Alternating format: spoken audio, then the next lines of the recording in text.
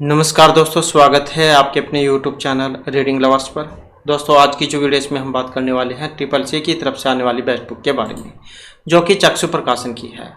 और ये बुक आपके हरियाणा पुलिस कांस्टेबल वाला जो एग्ज़ाम है इसके लिए महत्वपूर्ण रहने वाली है।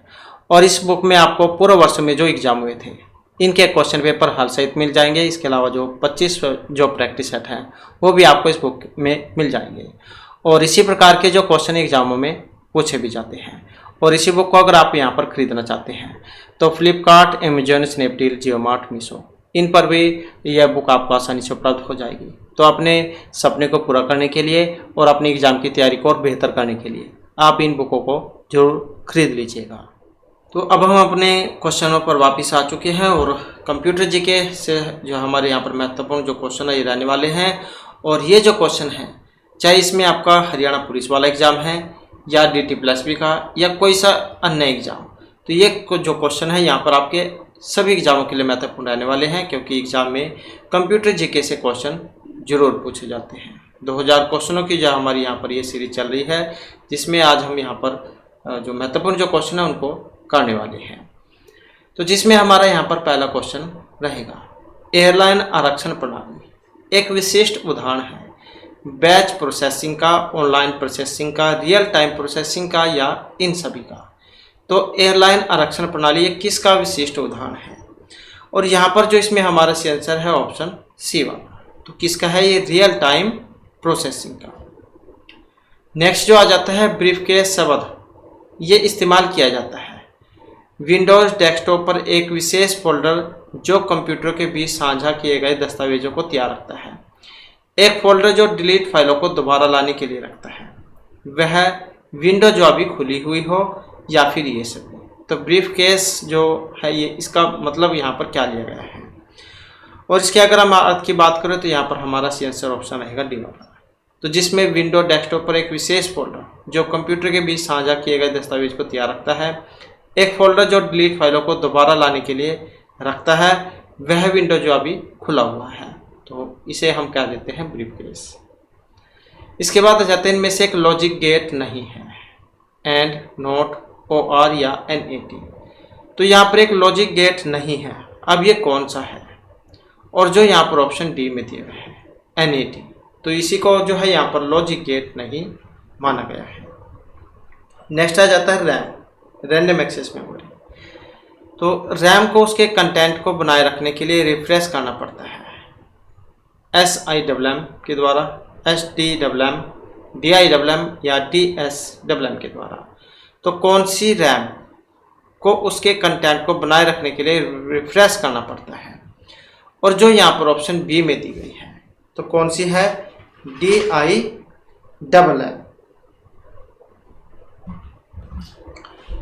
तो यहाँ पर जो ये इसमें DIMM जो है इसकी फुल फॉर्म क्या होती है? कई बार ये भी एग्जाम में आ जाती है।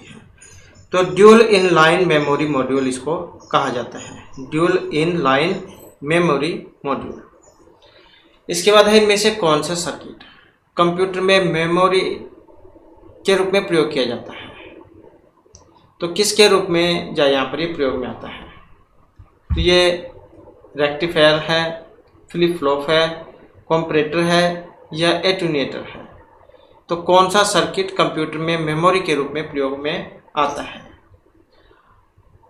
और जो यहाँ पर ऑप्शन सी में दिया गया है, तो कौन सा होता है? कंपैरेटर। इसके बाद आ जाता है डॉक्यूमेंट के अंत में कर्सर को मूव करने के लिए क्या प्रोसेस जो है कौन सा जो यहाँ पर वर्ड जो है यहाँ पर प्रोसेस किया जाएगा? तो डॉक्यूमेंट के अंत में कर्सर को मूव करने के लिए कंट्रोल+ में ESC, कंट्रोल B, एंड या C। अब B से तो बोल्ड होता है, C से कॉपी होता है। तो ये तो दोनों यहाँ पर हो सकते हैं या नहीं हो सकते हैं। तो यहाँ पर कौन सा आंसर सही होगा? तो इसमें फिर हमारा जो सी आंसर है ऑप्शन बनेगा बी वाला। कंट्रोल+ एंड का हम प्रयोग करते हैं। जैसे इस समय हम यहाँ पर हैं और हमने सबसे लास्ट वाला जो पेज है उस पर जाना है, तो ये तो हम कंट्रोल+ एंड का भी प्रयोग कर सकते हैं और जो खाली एंड है इसका भी हम प्रयोग कर सकते हैं। ये भी आपको वही काम कराएगा। तो चाहे यहाँ पर कंट्रोल दिया गया है, नहीं दिया गया है, तो सी आंसर जो ऑप्शन बी वाला इसका बनेगा। इसके बाद है सोर्स फाइल में होता है machine understandable standable code, test data, program code या ऑब्जेक्ट कोड तो सोर्स फाइल में होता है। और जो ऑप्शन सी में दिया गया है तो कौन सा होता है, प्रोग्राम कोड। इसके बाद है माइक्रोसॉफ्ट डॉट नेट है, ओपन सोर्स, क्लोज सोर्स, बोवर्स या फिर ये सभी।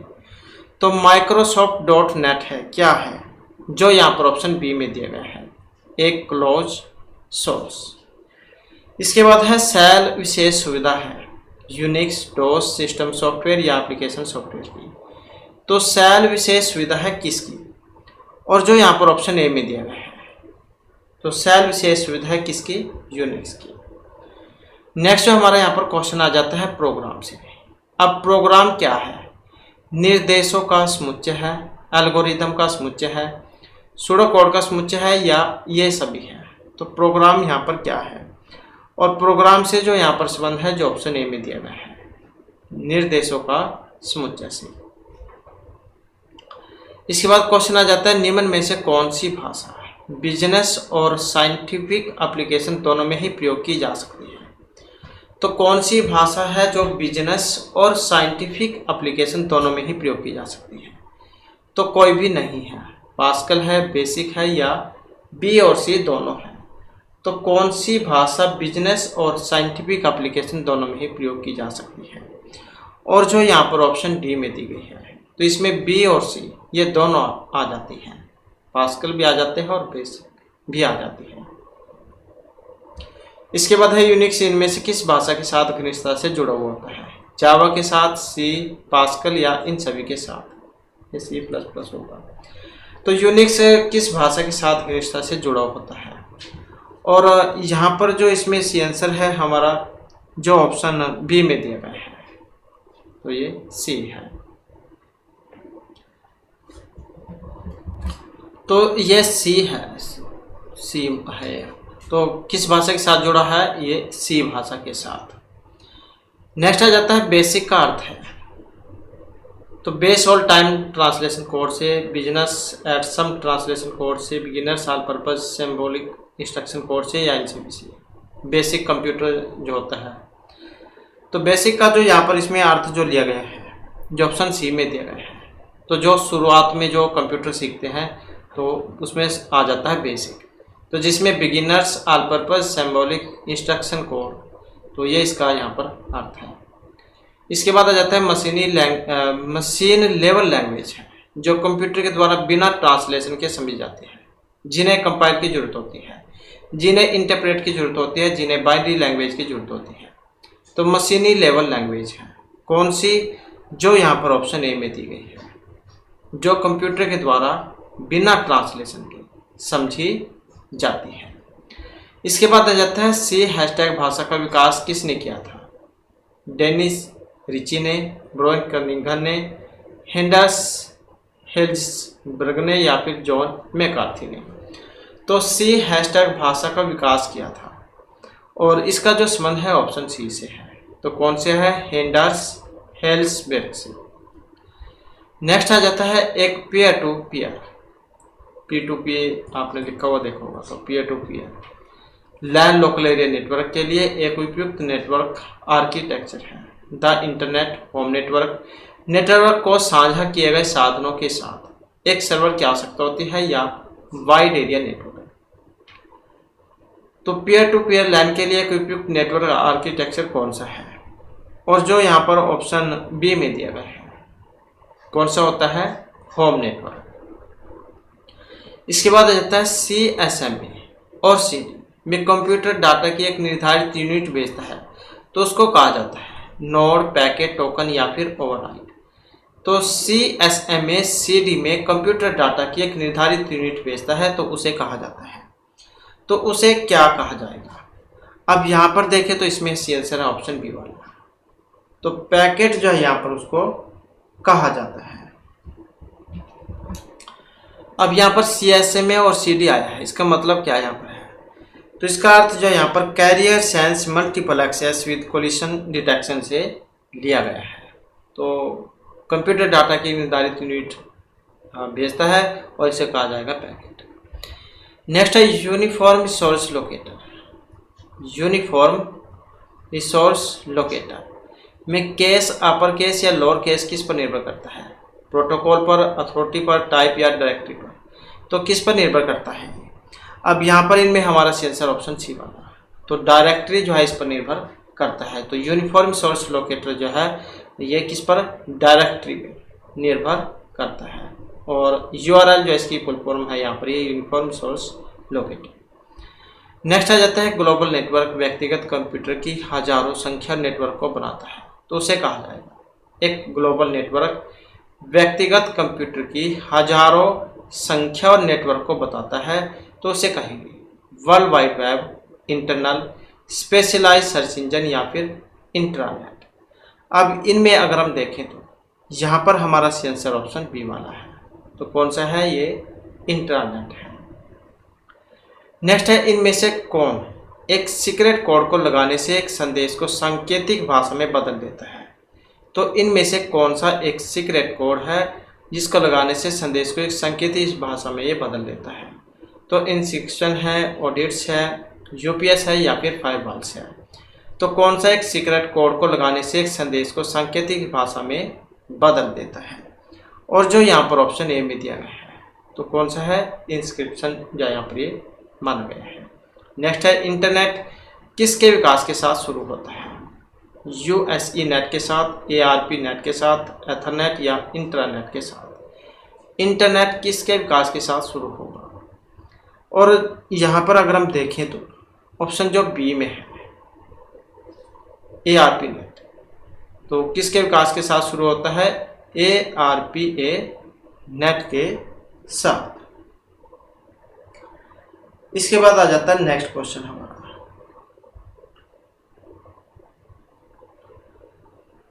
यहाँ पर तो हाँ, इसके बाद आ जाता है नेक्स्ट हमारा। नेक्स्ट में है इनमें से कौन सा एक नेटवर्क नहीं है? Local area network, local area network, wide area network, optical fibre या फिर ये सभी? तो इनमें से एक नेटवर्क नहीं है। अब कौन से वाला है? तो जो ऑप्शन सी में यहाँ पर दिया गया है, ऑप्टिकल फाइबर एक केबल होती है, तो ये दोनों यहाँ पर नेटवर्क के उदाहरण हैं। लैन को लोकल एरिया नेटवर्क कह देते हैं और WAN को जो है वाइड एरिया नेटवर्क कह देते हैं। और इसके साथ ही एक जो वर्ड है वो भी आपने सुना होगा, ये वाला PAN। वैसे तो आपने पैन कार्ड सुना होगा, लेकिन ये कंप्यूटर में जो पैन है, पैन का जो मतलब है पर्सनल एरिया नेटवर्क से लिया गया है। इसके बाद है पेंटियम प्रोसेसर में क्या शामिल है?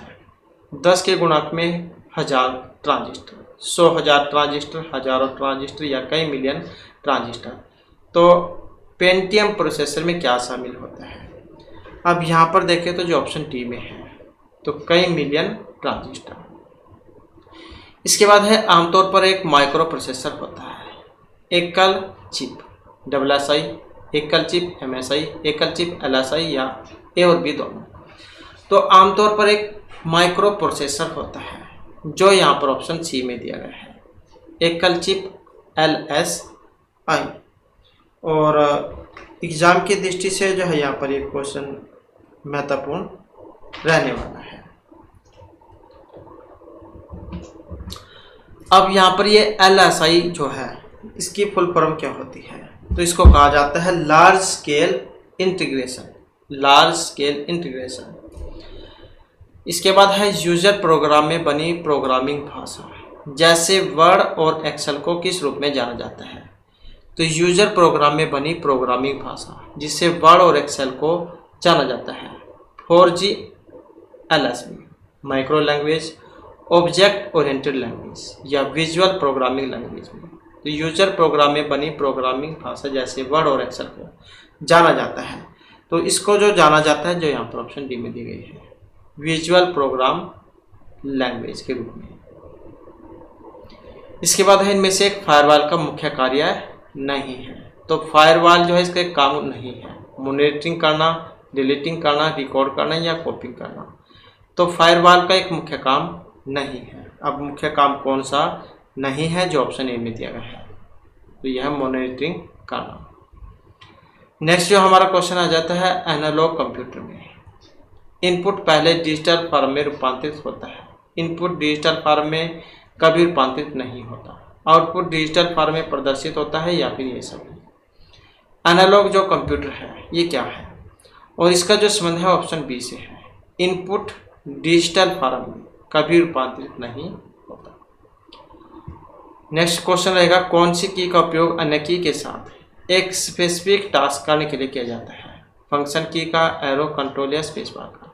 तो इनमें से कौन सी की है जिसका उपयोग अन्य की के साथ एक स्पेसिफिक टास्क के लिए किया जाता है, और ये होती है कंट्रोल वाली की, क्योंकि जैसे control plus A, control plus B, C, V, E, तो इन सभी के साथ जो है कंट्रोल का प्रयोग किया जाएगा।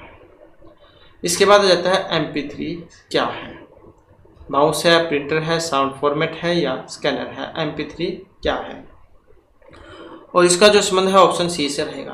तो MP3 क्या है, एक ये साउंड जो है फॉर्मेट है MP3, जैसे MP4 होता है, इसी प्रकार से यहाँ पर ये MP3 है। ऑडियो फाइल जो है यहाँ पर इसका रहेगा, .mp3 जो है इसका एक्सटेंशन होता है। नेक्स्ट क्वेश्चन है हमारा पूरी रो का चयन करने के लिए इसमें से कौन सी की का प्रयोग होता है, शिफ्ट स्पेस का, शिफ्ट अलर्ट का, शिफ्ट कंट्रोल या शिफ्ट स्पेस इंटर का। अगर पूरी रो को ही चयन करना है तो इसके लिए इनमें से किसका प्रयोग किया जाएगा, और तो ये जो MS एक्सेल जो होता है, माइक्रोसॉफ्ट एक्सेल, तो इसमें पूरी रो का चयन करने के लिए हम शिफ्ट और साथ में जो स्पेस की है इसका प्रयोग करते हैं। तो ऑप्शन जो यहाँ पर होगा ये वाला। इसके बाद है जिपिंग फाइल जो होती है, इसका अर्थ होता है encrypting the message, compressing the message, transfer the message या ये सभी। तो किसी भी फाइल को जो है उसको छोटा करने के लिए एक जिप फाइल जो है उसका प्रयोग किया जाता है। तो जिपिंग फाइल जो है इसका जो यहाँ पर अर्थ लिया गया है ये कंप्रेसिंग द मैसेज, तो इससे जो है यहाँ पर इसका अर्थ लिया गया है। और कई बार जो है एक्सटेंशन भी पूछ ले जाते हैं, जैसे जिप फाइल जो होते हैं उसका एक्सटेंशन कैसे कौन सा होगा, तो ये होगा डॉट फिर ZIP। जैसे ये माइक्रोसॉफ्ट जो होता है, माइक्रोसॉफ्ट वर्ड, इसके जब आप डॉक्यूमेंट सेव करते हैं तो .DOS इसमें होते हैं। इसी प्रकार से जैसे आप पावर पॉइंट है, पावर पॉइंट प्रेजेंटेशन, इसका एक्सटेंशन बनाएंगे तो क्या बनेगा, .PPT ये वाला बनता है। नेक्स्ट आ जाता है एक डैश अधिकृत उपभोक्ताओं के साथ हार्डवेयर सॉफ्टवेयर डाटा साझा करता है, नेटवर्क, प्रोटोकॉल, हाइपरलिंक या ट्रांसमीटर। तो एक अधिकृत उपभोक्ताओं के साथ हार्डवेयर सॉफ्टवेयर और डाटा साझा करता है, तो एक कौन सा है, और यहाँ पर जो इसमें हमारा सी आंसर है तो ऑप्शन रहेगा ये वाला। तो ये नेटवर्क होता है, एक नेटवर्क अधिकृत उपभोक्ताओं के साथ हार्डवेयर सॉफ्टवेयर और डाटा साझा करता है। इसके बाद है पहला विंडो ऑपरेटिंग सिस्टम कब लॉन्च हुआ था, पहला विंडो ऑपरेटिंग सिस्टम 1984, 85, 88 या 89 में। तो पहला विंडो ऑपरेटिंग सिस्टम, और इसमें हमारा सी आंसर है ऑप्शन बी वाला, तो वर्ष 1985 में। इसके बाद है फॉर्मेटिंग टूल बार पर फॉन्ट साइज टूल में सबसे छोटा और सबसे बड़ा फॉन्ट साइज क्या होता है। फॉर्मेटिंग टूल बार पर फॉन्ट साइज टूल में सबसे छोटा और सबसे बड़ा फॉन्ट 872, 864, 1272 या 1, 2 का। फॉर्मेटिंग टूल बार पर फॉन्ट साइज टूल में सबसे छोटा और सबसे बड़ा साइज कौन सा होता है, और ये होता है जो ऑप्शन ए में दिया गया है, सबसे कम 8 और 72 का। वेरी वेरी इंपॉर्टेंट जहाँ पर क्वेश्चन है। तो जैसे आप ये जो फॉन्ट जो होता है उसका साइज, अगर कोई भी अक्षर है उसको आपने बड़ा या छोटा करना है। इसके बाद है स्क्रीन को जस्टिफाई करने के लिए चयनित टेक्स्ट या लाइन को अलाइन करने के लिए क्या करना चाहिए। तो स्क्रीन को जस्टिफाई करने के लिए और चयनित टेक्स्ट या लाइन को अलाइन करने के लिए Ctrl+C+J+I या K, तो किसका प्रयोग किया जाएगा। तो इसके लिए जो यहाँ पर प्रयोग में आता है जो ऑप्शन सी में दिया गया है Ctrl+ में J का, क्योंकि Ctrl+C जो ऐसे तो हम कॉपी करते हैं और Ctrl+ जो I है इससे हम अंडरलाइन करते हैं। तो Ctrl+I से हम इटैलिक कर सकते हैं और Ctrl+K जो है इससे हम इंसर्ट लिंक कर सकते हैं। तो इस प्रकार से जो यहाँ पर इसका बनेगा तो ऑप्शन रहेगा सी वाला है। नेक्स्ट आ जाता है इनमें से अन्य से भिन्न है इंटरनेट, यूनिक्स, लिनक्स या विंडो। तो एक अलग है यहाँ पर, ये अगर हम देखें विंडो, लिनक्स, यूनिक्स ये सारे क्या है ऑपरेटिंग सिस्टम है। तो जो यहाँ पर ऑप्शन ए में दिया गया है इंटरनेट, तो यही अलग है। अगर यहाँ पर एंड्रॉयड होता तब ये सारे एक जैसे होता, अगर यहाँ पर एप्पल होता तो ये फिर भी एक या फिर ये सारे सेंसर होते हैं। तो जैसे विंडो, लिनक्स, यूनिक्स है ऐसे एंड्रॉयड, एप्पल है। इसके बाद है एक भारी संस्था को इंटरनेट वेब पेज के एक्सेस की मंजूरी देने के लिए अधिकतर किसका प्रयोग किया जाता है। तो एक भारी संस्था को इंटरनेट वेब पेज के एक्सेस को मंजूरी देने के लिए, तो ये एक्स्ट्रानेट है, इंटरनेट है, हैकर है या इंटरनेट है। तो एक भारी संस्था को इंटरनेट वेब पेज के एक्सेस को मंजूरी देने के लिए अधिकतर किसका प्रयोग किया जाता है। और यहाँ पर देखें तो जो ऑप्शन ए में दिया गया है तो ये एक्स्ट्रानेट है।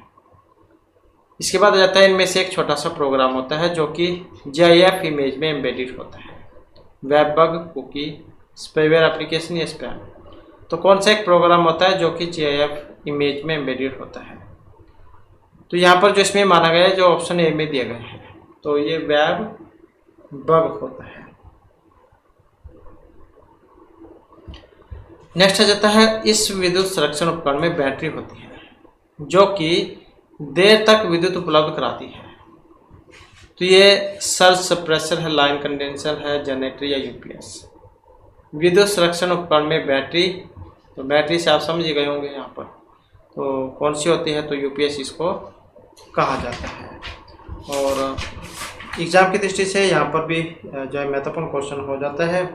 और इसके अलावा जो यहाँ पर UPS जिसकी फुल फॉर्म आ जाती है तो अनइरेक्टेबल जो है पावर सप्लाई को कहा जाता है,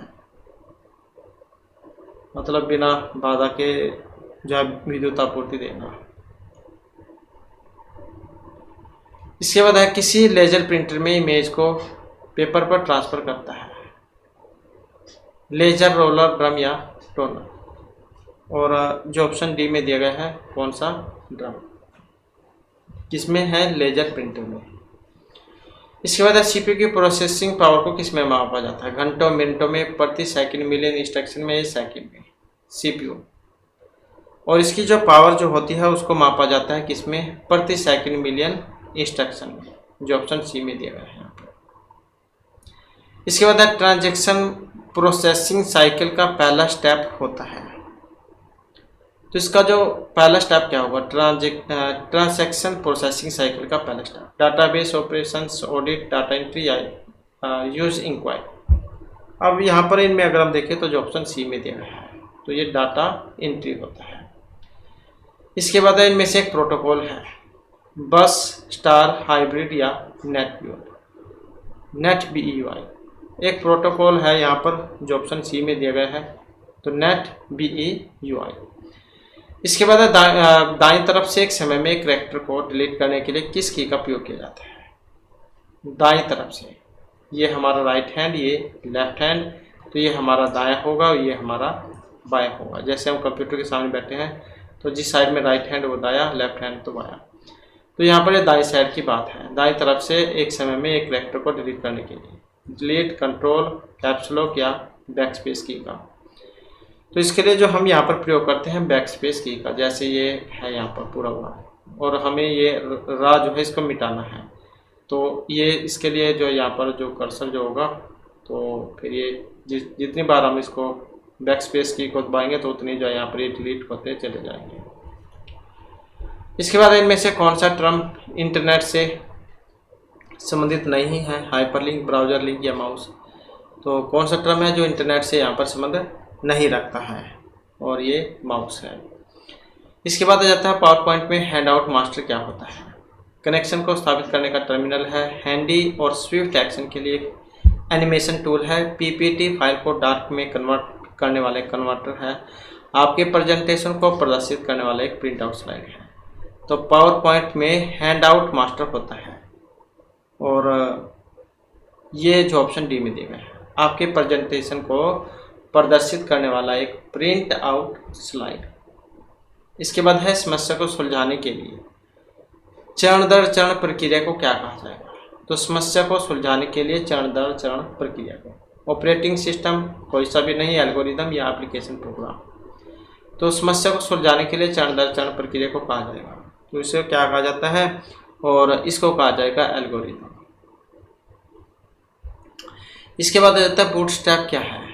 एक मेमोरी डिवाइस, कंप्यूटर को सपोर्ट करने वाला डिवाइस, एक एरर कनेक्शन तकनीक या कंप्यूटर को स्टार्ट करने के लिए एक small intelligence programme.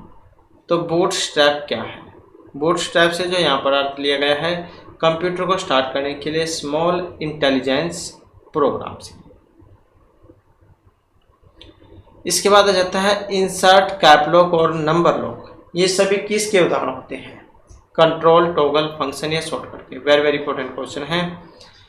Insert, caps lock और नंबर लॉक ये किसके उदाहरण हैं? और यहाँ पर हमारा जो सी आंसर है ऑप्शन सी वाला है, इंसर्ट, कैप्स लॉक और नंबर लॉक। तो ये टॉगल जो है इसके उदाहरण है। इसके बाद है लाइन प्रिंटर की गति को किसमें विस्तृत किया जाता है? लाइन प्रिंटर की गति को लाइन पर मिनट में, कैरेक्टर पर मिनट, डॉट पर मिनट या इन सभी में। तो लाइन प्रिंटर की गति को मापा जाता है और जो ऑप्शन बी में दिया गया है कैरेक्टर पर लाइन, कैरेक्टर पर मिनट में। तो लाइन प्रिंटर की गति को किसमें विस्तृत किया जाएगा? कैरेक्टर पर मिनट में, जो यहाँ पर ऑप्शन बी में दिया गया है। तो इस प्रकार से जो हमारे यहाँ पर कंप्यूटर से संबंधित महत्वपूर्ण क्वेश्चन थे। नेक्स्ट वीडियो इसमें आपके लिए नए जो महत्वपूर्ण क्वेश्चन हम लेकर आएंगे। और हमारे साथ अंत बनाने के लिए धन्यवाद।